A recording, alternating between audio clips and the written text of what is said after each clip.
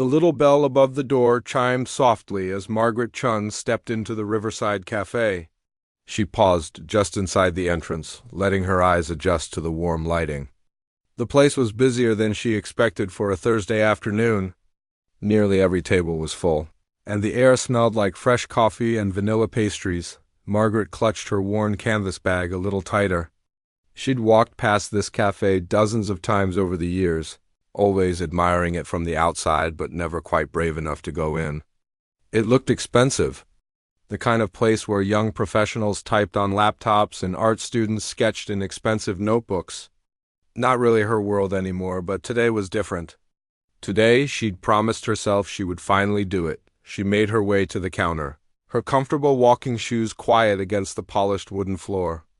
The girl behind the register looked up with a bright smile. She had kind eyes and a name tag that read Lucia. "Hi there. What can I get you?" Lucia asked cheerfully. Margaret scanned the menu board, her eyes widening slightly at the prices. $12 for a sandwich. $8 for a latte. She felt her cheeks warm. "Just a cup of tea, please," she said quietly. "The regular one?" "Sure thing." "That'll be $3.50. Margaret carefully counted out exact change from her small coin purse. Lucia didn't seem to mind, just smiled and handed her a receipt with a number on it. "We'll bring it right to your table." "Thank you, dear." Margaret found an empty table in the corner, near the large windows that looked out onto the street. It was the perfect spot to sit quietly and watch without being too noticed. She settled into her chair and pulled out the newspaper she'd brought from home. It was yesterday's paper, actually, but she hadn't finished the crossword yet. As she unfolded the paper, her attention was drawn to the center of the café. There it was, the piano. A beautiful black grand piano that seemed to glow under a soft spotlight. It sat there like a jewel, elegant and inviting. Margaret felt something flutter in her chest just looking at it. She'd seen the poster at the library last week. "Open mic Thursday at Riverside Café. All musicians welcome. 3 to 6 p.m. She'd stared at that poster for a full 5 minutes before carefully writing down the details on a scrap of paper. That scrap of paper had sat on her kitchen table for 7 days while she debated with herself. Could she really do this? Should she? What if her hands didn't cooperate? What if she made a fool of herself? But this morning, she'd woken up with a sense of determination she hadn't felt in years. She'd done her hand exercises twice. Put on her nicest blouse, the cream-colored one with the small flowers, and walked the 12 blocks to get here. Lucia brought her tea with another warm smile. Margaret wrapped her weathered hands around the cup, grateful for the warmth. She had arthritis in both hands now. Some days were better than others. Today was a good day, thankfully. Her fingers felt loose, responsive. A young man approached the piano. He was maybe 25, wearing trendy ripped jeans and an expensive-looking jacket. His hair was styled perfectly. He sat down at the bench like he owned the place, cracked his knuckles dramatically, and launched into a modern piece Margaret didn't recognize. He was good. Technically very good. His fingers flew across the keys with impressive speed. But something was missing. There was no feeling in it, no soul.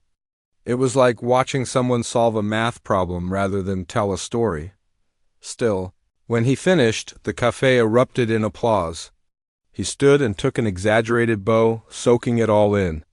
Margaret clapped politely along with everyone else. Thank you," the young man said, grinning widely. He returned to a table near the front where 3 other people sat. They were all young, all dressed in that effortlessly expensive way that Margaret had never quite understood. "That was incredible, Derek."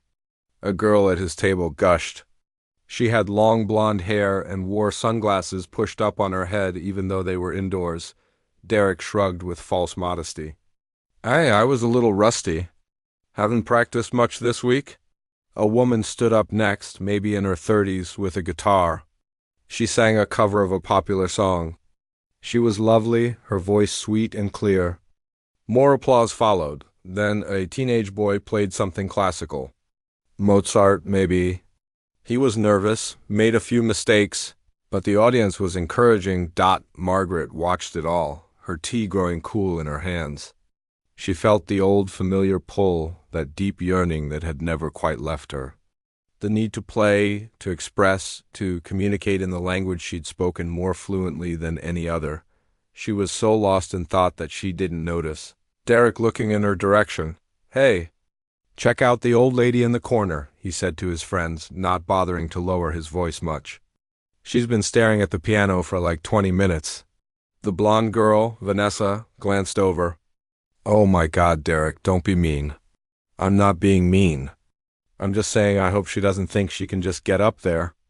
This is like for actual musicians, you know?" Margaret heard them. It was hard not to. Her cheeks flushed, and she focused intently on her newspaper, pretending to be absorbed in an article about gardening. A guy with thick-rimmed glasses at Derek's table laughed. "Dude, it says open mic. That means anyone can play." "Yeah, but like within reason," Derek said. "I mean, look at her. She probably thinks it's like a piano at the mall or something." Vanessa giggled despite herself, then looked guilty. "Derek, stop. She can probably hear you, so?" "I'm just being real. We've had some actually talented people play today.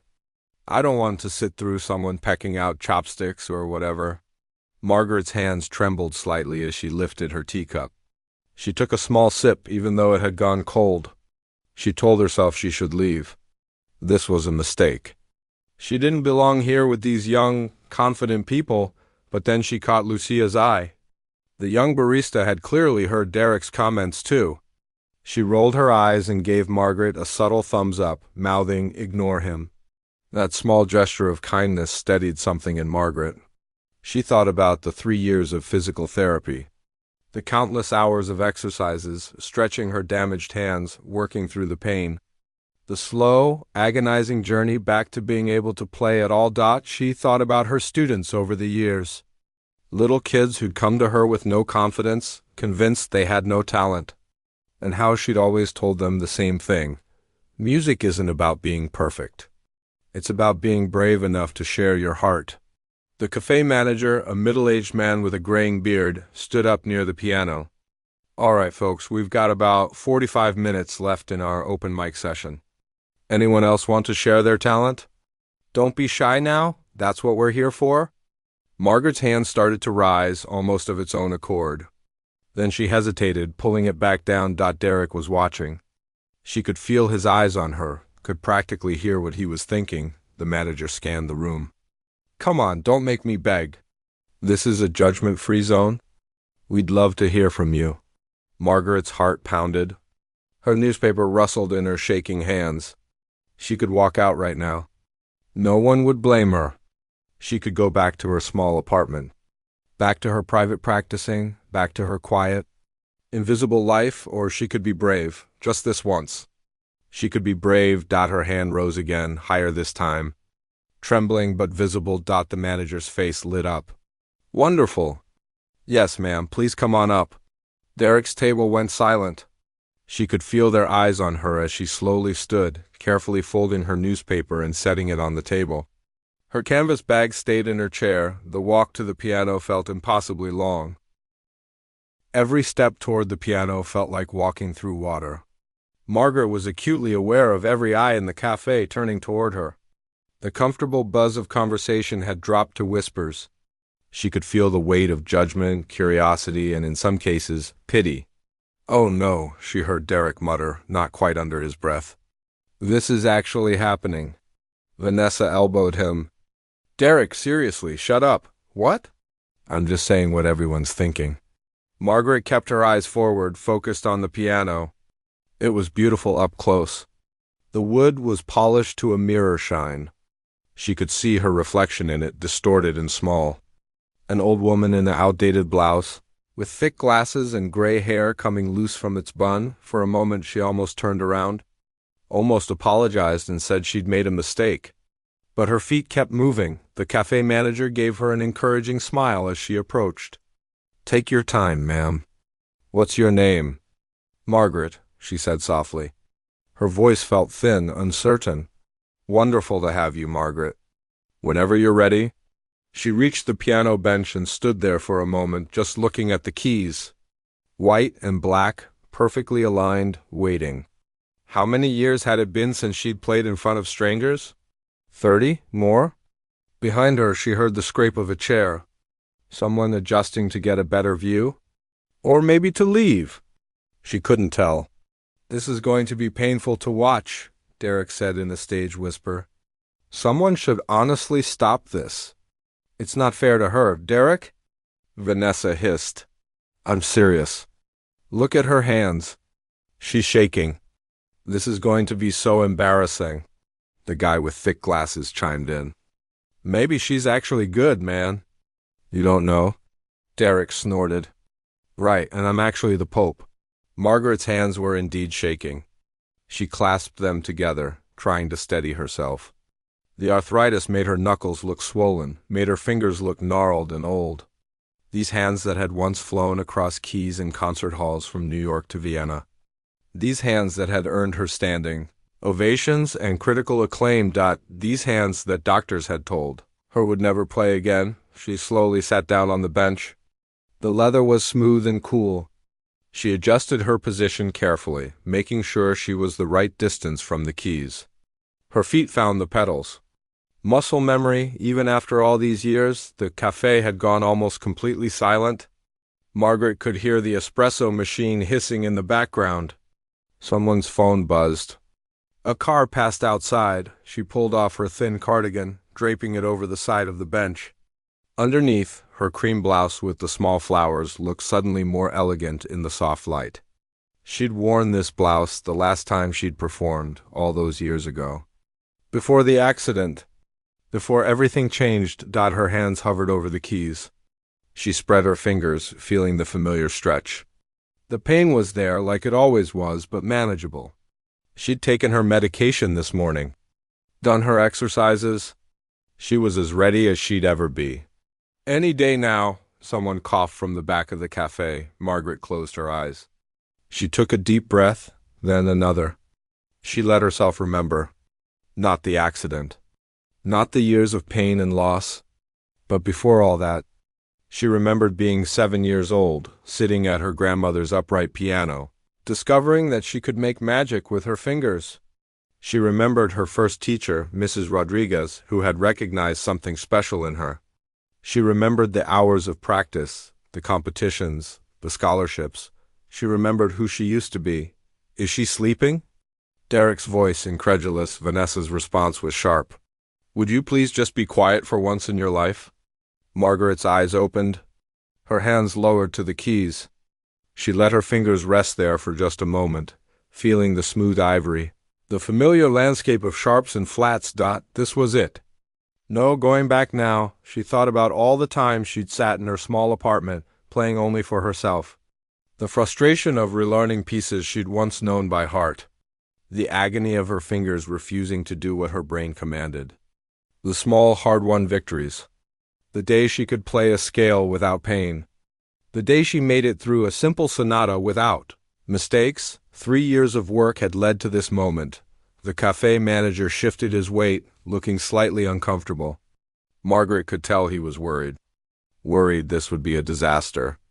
Worried about her, probably, and how she'd feel when she inevitably failed, but Lucia was watching from behind the counter, her expression hopeful. Believing in her. Margaret positioned her hands. The opening of Debussy's Clair de Lune. She'd played it thousands of times in her life. It was like breathing. Or it had been once. Behind her, Derek leaned back in his chair with his arms crossed. "Here we go," he muttered. Margaret pressed the first keys. The notes that came out were soft, gentle, almost hesitant. They floated into the air like small birds, uncertain of their wings. Derek's smirk widened. This was exactly what he'd expected, but then something shifted. Margaret's fingers found their confidence. The hesitation melted away like morning frost under sunlight. The notes began to flow, each one leading naturally to the next. Her right hand carried the melody while her left hand added depth, creating a foundation of sound that filled the space. The pain in her hands was still there, but it didn't matter. It faded into the background as the music took over. Derek's smirk faltered. His arms uncrossed, The cafe had gone completely silent now. Not the awkward silence of before, but something different. A reverent silence. The kind of silence that happens when people are truly listening. Margaret's eyes were closed again, but not from fear this time. She was lost in the music. The Debussy piece flowed from her fingers like water, each phrase perfectly shaped, each dynamic thoughtfully executed. This wasn't just technical proficiency. This was artistry. A woman at a nearby table had stopped mid-sip of her coffee, the cup frozen halfway to her lips. The teenage boy who had played Mozart earlier was leaning forward, his mouth slightly open. Even the baristas had stopped working to listen. Vanessa's eyes had gone wide. She looked at Derek, then back at Margaret, then at Derek again. Derek's face had changed completely. The smugness was gone. In its place was something like shock, disbelief. Margaret transitioned seamlessly from Debussy into something else, something darker and more powerful. Rachmaninoff's Prelude in C-sharp minor. The opening chords rang out like bells, deep and resonant. This was a piece that required not just skill but strength. Physical and emotional strength. Her weathered hands moved across the keys with increasing speed and precision. The arthritis that had seemed so limiting moments ago appeared to vanish. This was muscle memory built over decades, neural pathways carved by 10,000 hours of practice. Her body remembered what her mind might have doubted. The music built and swelled. Loud, then soft. Fast, then slow. It told a story without words. A story of loss and longing, of pain and perseverance, of darkness giving way to light. People passing by on the streets stopped to look through the windows. A few even came inside, drawn by the sound. The café was completely still except for Margaret and the music pouring from her soul through the piano. Derek sat frozen, his earlier confidence shattered. He looked like he'd been slapped. The guy with thick glasses was shaking his head slowly, stunned. Vanessa had tears forming in the corners of her eyes. Though she probably didn't even realize it yet, Lucia stood behind the counter with both hands pressed against her chest. Barely breathing, the music reached a crescendo. Margaret's hands flew across the keys, her fingers finding notes with absolute certainty despite the complexity. This was the kind of playing that took years to master, decades, a lifetime. This was the playing of someone who had given everything to music and had somehow, impossibly, found their way back to it. The café seemed to hold its breath, waiting to see where she would take them next. Margaret's fingers danced across the keys with a grace that seemed impossible for someone her age. The Rachmaninoff poured out of the piano like a river breaking through a dam. All those years of holding back, of playing only in her empty apartment, of wondering if she'd ever share her gift again. It all came flooding out now. The music told stories that words never could. In the gentle passages you could hear tenderness. In the thundering chords, you could feel triumph over impossible odds. Every note carried weight, carried meaning, carried decades of lived experience. Derek sat completely still at his table, his face pale. Just 15 minutes ago, he'd been so confident, so sure of himself. He'd performed his piece with technical precision, expecting applause and admiration. And he'd gotten it, but this? This was something else entirely. This was the difference between someone who had learned to play and someone who had lived to play. A businessman in a suit near the window had pulled out his phone. Not to scroll through social media or check emails. He was recording. His hands trembled slightly as he held up the device. Afraid to miss a single moment, Margaret's expression had transformed completely. Gone was the nervous, uncertain woman who'd shuffled to the piano. In her place sat someone radiant. Her eyes were still closed, but her face glowed with an inner light. Small expressions flickered across her features as the music flowed. A slight furrow of her brow during the intense passages. The tiniest smile during the more hopeful moments.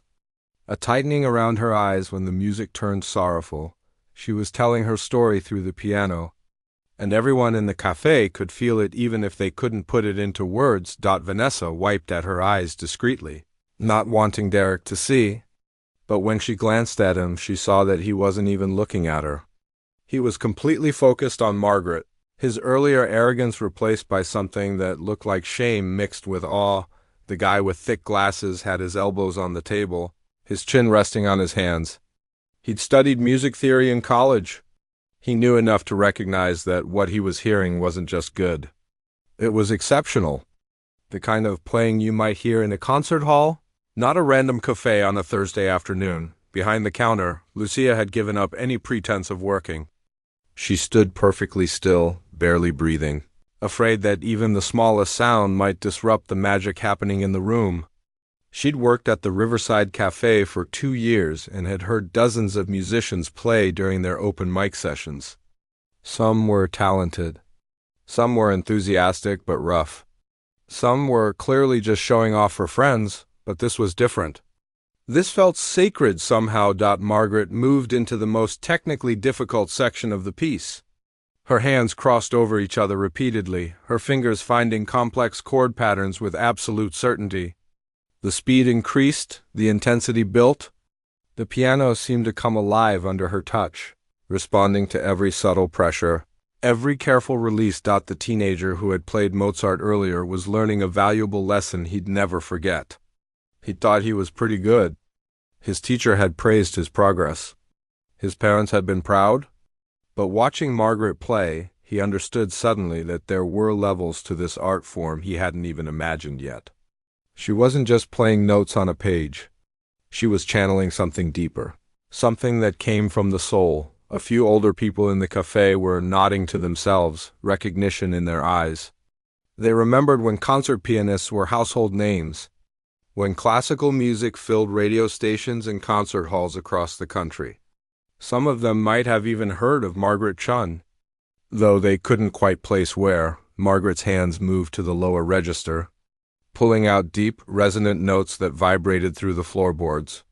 Then she climbed back up, her right hand singing out a melody while her left maintained a steady, driving rhythm. The piece demanded incredible stamina, both physical and mental. Most pianists half her age would struggle with it, but Margaret had been preparing for this moment for 3 years. Every morning exercise, every afternoon practice session, every night when her hands ached so badly she could barely sleep.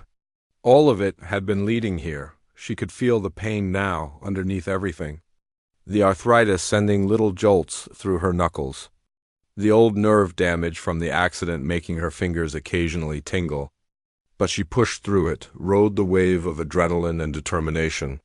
She'd made it this far. She would finish. People on the street had stopped to peer through the windows. A small crowd was gathering outside, pressing their faces against the glass. The cafe had reached its maximum capacity, but more people kept trying to slip inside. Drawn by the music spilling out onto the sidewalk, the manager stood near the door, torn between enforcing the fire code and letting people experience this moment. He'd owned the cafe for 8 years and had never seen anything like this. He made a mental note to beg this woman to come back. Every week if possible. Whatever she wanted, he'd make it happen. Margaret could feel the audience even with her eyes closed. She could sense their attention, their emotion, their complete absorption in the music. It was a feeling she'd almost forgotten. That connection between performer and listener, that invisible thread that bound them together in shared experience, a memory flashed through her mind. Standing on a stage in Boston 32 years ago. She'd been 35 then, at the height of her career. The audience had been larger, the venue more prestigious. But the feeling had been the same. That sense of being exactly where she was meant to be, doing exactly what she was born to do. Then came the accident. A rainy night, a distracted driver, a moment that changed everything. The damage to her hands had been severe. Months of surgery, years of rehabilitation. The doctors had been kind but honest. She'd probably regain some function. Enough for daily tasks. But concert-level playing? That was almost certainly gone forever. Margaret poured all of it into the music now. The grief of losing her career. The long, dark years of wondering who she was without the piano. The small miracle of her first student. A shy 7-year-old girl whose parents had hired her more out of pity than expectation. The joy of discovering she could still teach, could still share the gift even if she couldn't perform it herself anymore. And then, 3 years ago, the tiniest spark of hope. A new doctor with new techniques. Physical therapy that pushed her to her limits. The first day she'd made it through a simple scale without crying from the pain. The slow, agonizing journey back, the music swelled toward its conclusion. Margaret's whole body moved with the playing now, swaying slightly, her shoulders rising and falling. She was giving everything she had. Every ounce of strength, every bit of skill, every fragment of her soul. The final section approached. The piece built and built, the tension mounting, the chords growing more complex and more powerful. Margaret's face showed the strain now. Sweat beaded on her forehead. Her breathing was quick and shallow, but her hands never faltered. The crescendo came like a wave crashing on rocks. Enormous chords that seemed to shake the walls. Margaret's fingers hammered the keys with surprising force, drawing out every bit of sound the piano could give. The music filled every corner of the café, every heart, every mind, and then, with one final definitive chord, it ended. The sound rang out, clear and true, then slowly faded into silence. Margaret's hands remained on the keys for a long moment, her head bowed. The last vibrations of sound died away. Nobody moved. Nobody breathed. The silence stretched out, impossibly long, heavy with emotion, and then Derek stood up. His chair scraped against the floor, breaking the spell. But he wasn't leaving. His hands came together in a clap. Then another. Then another. Within seconds, the entire café erupted. The applause washed over Margaret like a wave. It started with Derek's clapping, then spread through the café like wildfire. Within seconds, everyone was on their feet. The businessman in the suit, the teenage Mozart player, the baristas, the people who'd wandered in from the street. Every single person rose and applauded with an intensity that shook the room. Margaret's hand slipped from the keys into her lap. She sat there for a moment, overwhelmed, not quite believing what was happening. Her heart pounded in her chest.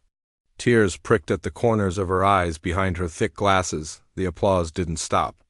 It went on, thunderous and genuine. People weren't just clapping politely. They were celebrating. Some were whistling. Others were shouting words of praise. Vanessa had tears streaming down her face openly now, not bothering to hide them anymore. Slowly, carefully, Margaret stood and turned to face the audience. The movement of her rising seemed to make the applause even louder. She gave a small, humble bow, her hand pressed to her chest. The gesture was so graceful, so practiced, that it spoke of years performing on stages. "Brava!" someone shouted from the back. "Brava!" Margaret's eyes swept across the crowd, taking in all the faces. Young and old, strangers who had become connected through this shared moment. She saw Lucia beaming at her from behind the counter, pride radiating from every part of her. She saw the café manager with his hand over his mouth, clearly moved. She saw the teenager looking at her with something like worship, and she saw Derek. His face was red, his eyes wet. He was clapping harder than anyone, though his expression showed equal parts. Amazement and shame. Margaret gave another small bow and began to make her way back to her corner table. But before she could take more than a few steps, an elderly man stood up from his seat near the piano. He was probably in his 70s, well-dressed in a cardigan and slacks. His hands had stopped clapping, and he was staring at Margaret with an expression of disbelief. "Wait," he said, his voice cutting through the applause. "Wait, just a moment." The clapping began to die down as people turned to look at him. He took a step toward Margaret, peering at her closely. "I know you," he said, his voice shaking slightly. "My God, I know you. You're Margaret Chun." Margaret blinked, surprised. "Yes, I'm Margaret Chun." No, the man said, shaking his head. He looked around at the crowd. "You don't understand. The Margaret Chun, the concert pianist?" A murmur ran through the café. Several people pulled out their phones immediately, fingers flying as they searched the name. The elderly man turned to address everyone. "I saw you perform. It must have been 30 years ago? Maybe more. Symphony Hall in Boston. You played Rachmaninoff's Third Piano Concerto. I was there with my late wife. It was our anniversary." We talked about that performance for years afterward. Margaret's face flushed. That was a very long time ago. You were magnificent then, and you're magnificent now, the man said, his voice thick with emotion. But everyone thought you'd retired. You just disappeared. The businessman who'd been recording stood up, his phone still in his hand. I just looked it up. Margaret Chun, there are articles. You performed all over the world. New York, London, Vienna. There are recordings on YouTube. Critics called you one of the most promising pianists of your generation. More phones came out? People were reading aloud bits of information they found. It says here she stopped performing in 1994. She won the Gilmore Artist Award. There's a recording of her playing Chopin that has over 1 million views. Margaret stood in the center of the attention, looking small and uncomfortable. This wasn't what she'd wanted. She'd just wanted to play, to prove to herself that she still could. A woman in her 40s spoke up, reading from her phone. There's an article from the Boston Globe from 1994, renowned pianist. Margaret Chun injured in accident. It says you were in a serious car crash that damaged the nerves in both hands. The article says doctors weren't sure you'd ever play again. The café went quiet. Everyone was looking at Margaret now with new understanding. The trembling hands they'd seen earlier, the arthritis, the hesitation before she'd played. It all made sense now. That was 31 years ago, someone whispered. Derek had gone completely pale. He looked like he might be sick. Vanessa put her hand on his arm, but he barely seemed to notice. Margaret took a deep breath. The accident was very bad, she said quietly. The doctors were right to be doubtful. For a long time, I couldn't play at all. Couldn't even hold a fork properly. I had multiple surgeries, years of physical therapy. But you recovered, Lucia said softly from behind the counter. Partially, Margaret corrected. Enough to live normally. Enough to teach piano to children, which I did for many years. I made my peace with it. Music found a different way to be part of my life. So why now? The elderly man asked gently. Why come back to performing? Margaret smiled, a sad but genuine smile. 3 years ago, I found a new doctor. She suggested some experimental treatments, some new physical therapy techniques. She said there might be a chance. I didn't believe her at first, but I tried anyway. She held up her weathered hands, showing the swollen knuckles to everyone. It took 3 years of daily exercises, of pushing through pain, of relearning pieces I used to know by heart. Some days I could barely play a scale. Other days I'd make it through an entire sonata and feel like I'd won a marathon. Why today? Vanessa asked, her voice gentle. Why this café? I saw a flyer at the library, Margaret said simply. Open mic. All musicians welcome. I thought, maybe it was time. Time to see if I could do it. Not for critics or audiences or recordings. Just for me. To prove to myself that I could still share music with people. Derek stood up abruptly. His chair scraped loudly against the floor. He walked toward Margaret, and for a moment the whole café held its breath. Not sure what he was going to do, he stopped a few feet away from her. Up close, she could see that tears were running down his face. I'm so sorry, he said, his voice breaking. I'm so sorry. The things I said. I was cruel and stupid and arrogant. I had no idea. But that's no excuse. Even if you'd been someone who'd never played before, I had no right to mock you like that. Margaret looked at him for a long moment. Then she reached out and gently touched his arm. You didn't know, she said kindly.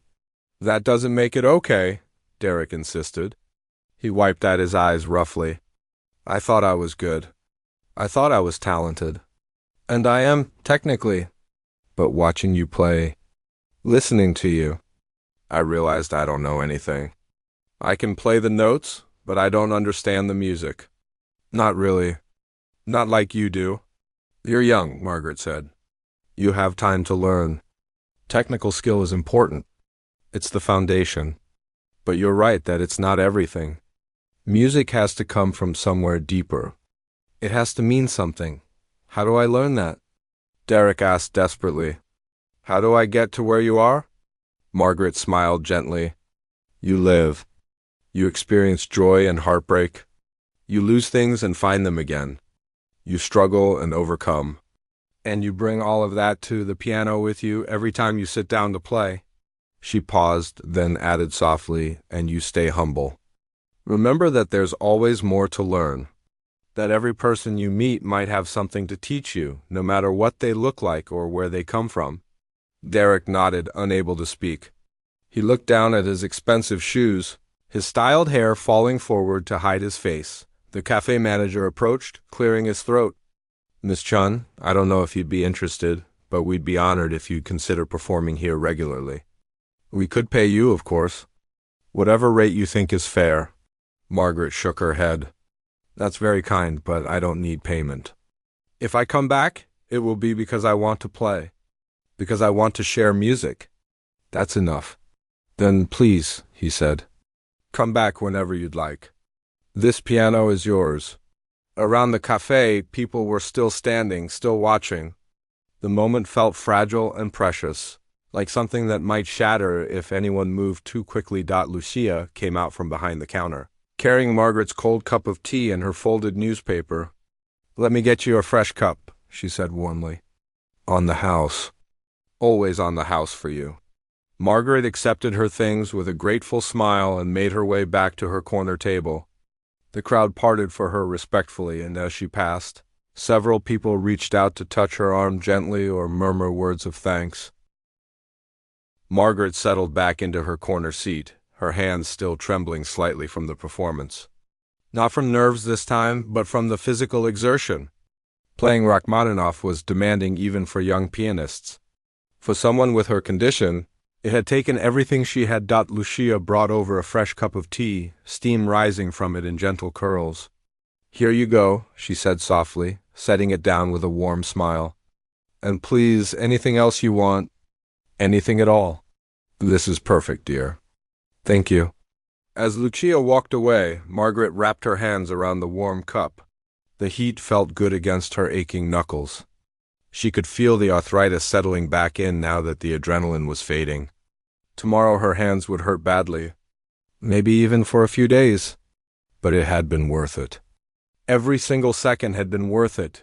The cafe had returned to a gentle hum of conversation, but the energy had changed. People kept glancing at her, smiling, pointing discreetly. She heard her name whispered several times.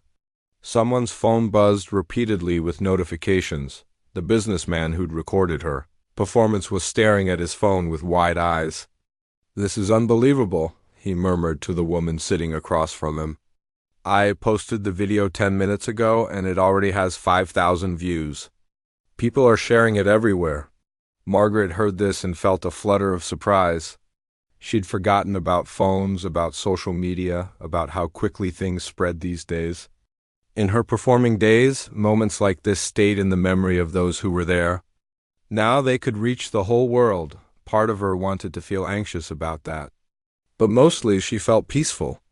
If her story could inspire someone, if her music could touch people she'd never meet, then perhaps that was a good thing. A young woman approached her table tentatively. She looked to be in her late 20s, with paint stains on her jeans and an earnest expression. Excuse me, Miss Chun? I'm sorry to bother you. You're not bothering me at all, Margaret said kindly. I just wanted to say, that was the most beautiful thing I've ever heard. I'm an artist, a painter, and I've been struggling lately, wondering if I should give it up, get a normal job. But watching you, hearing your story, it reminded me why I create in the first place. Thank you for that. Margaret reached out and squeezed the young woman's hand. Don't give up, she said firmly. The world needs artists. It needs people who are willing to create beauty even when it's hard. The young woman's eyes filled with tears. She nodded, unable to speak, and walked away clutching the encouragement like a precious gift. More people came by over the next 20 minutes. An older couple who remembered seeing her perform in New York decades ago. A college student studying music who asked if Margaret would ever consider teaching again. A mother whose daughter was learning piano and struggling with confidence. To each of them, Margaret gave her time and attention. She answered questions, shared bits of advice, listened to their stories. This, she realized, was what she'd been missing. Not the applause or the recognition, but the connection. The way music could build bridges between complete strangers. Derek had returned to his table but hadn't left. He sat there quietly, his earlier group of friends strangely subdued. Vanessa kept looking at him with concern. The guy with thick glasses had tried to make a joke, but it had fallen flat. The mood at their table had completely shifted. Finally, Derek stood up again. He walked over to Margaret's table, this time with less urgency, but more purpose. He held something in his hand. "Miss Chun," he said quietly, "I know I already apologized, but I wanted to ask you something. If it's okay." Margaret gestured to the empty chair across from her. "Please sit." He sat down, looking younger somehow than he had before. Less sure of himself. "I've been playing piano since I was 6, he said. "I went to a prestigious music school. I can play most of the classical repertoire. But today, listening to you, I realized I've been approaching it all wrong. I've been treating it like a competition, like something to win at." He paused, struggling with his words. "You don't have to answer this. But could you possibly give me a lesson? Just one. I can pay whatever you want. I just want to understand what I'm missing." Margaret studied him for a long moment. She saw genuine humility in his face now. The arrogance had been burned away by shame and revelation. What remained was someone hungry to learn, to grow, to become better. "I'll do better than one lesson," she said finally. "Come to my apartment next Tuesday at 2 in the afternoon. I'll give you my address before you leave. We'll work together for a few weeks. No charge." Derek's eyes widened. "I can't ask you to do that for free." "You didn't ask." "I offered. And I have a condition. Anything. You have to promise me that you'll pass it forward.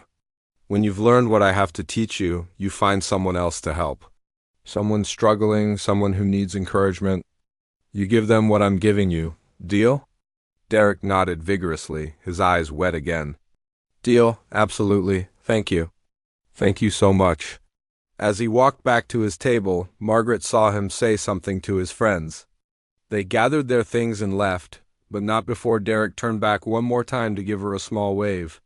She waved back. The afternoon was fading into evening. The cafe's open mic session had officially ended, but no one seemed in a hurry to leave. The energy in the room felt different now, warmer, more connected. Margaret finished her tea and carefully folded her newspaper. It was time to go. Her hands were really starting to ache now, and she had a long walk home. She gathered her canvas bag and her thin cardigan. Lucia appeared at her side immediately. "Can I call you a car?" "Please let me do that at least." Margaret hesitated, then nodded. "That would be very kind. Thank you." While they waited for the car, the cafe manager approached one more time. "Miss Chun, I meant what I said earlier. You're welcome here any time. And if you ever want to perform again, just let me know. We'll make sure people know. We'll fill this place." "I'll think about it," Margaret said with a smile. "Maybe in a few weeks, once my hands recover." "We'll be here," he said warmly. The car arrived, and Margaret made her way to the door. As she was leaving, she noticed something tucked into the side pocket of her canvas bag. She pulled it out. It was a business card for the cafe, but someone had written on the back in neat handwriting, "You changed my life today." "Thank you." Lucia, with a phone number underneath. Margaret smiled and carefully tucked the card back into her bag. The ride home was quiet. She watched the city pass by through the window, still processing everything that had happened. She'd walked into that cafe as an invisible old woman. She'd left as herself again. Not the famous pianist she'd once been, but someone who had reclaimed a piece of her identity she thought was lost forever. When she arrived home, she climbed the stairs to her small apartment slowly, her legs tired. Inside, everything was exactly as she'd left it that morning. Her modest piano sat against the wall, surrounded by stacks of sheet music. Photos of former students covered the refrigerator. A half-finished crossword puzzle sat on the kitchen table, but something felt different. The apartment didn't feel small anymore. It felt full of possibility. Margaret sat at her piano and placed her aching hands on the keys. She played a simple melody, soft and gentle. Tomorrow she would rest. Her hands would need time to recover, but after that she would practice again. She would prepare for her next performance. And she would start teaching Derek. The thought made her smile through her window. The evening sun cast golden light across the room. Margaret played until the light faded, her weathered hands creating beauty from keys and strings and the sheer determination of a woman who refused to let her story end before she was ready. Outside, somewhere in the digital world, the video of her performance continued to spread. Comments poured in from around the globe. Musicians were inspired. People were moved to tears. Someone located her old recordings and they began climbing the charts. Again after 30 years, but Margaret didn't know any of that yet. She was simply sitting at her piano, playing for the joy of it, grateful for second chances and the courage to take them, and in that moment that was more than enough.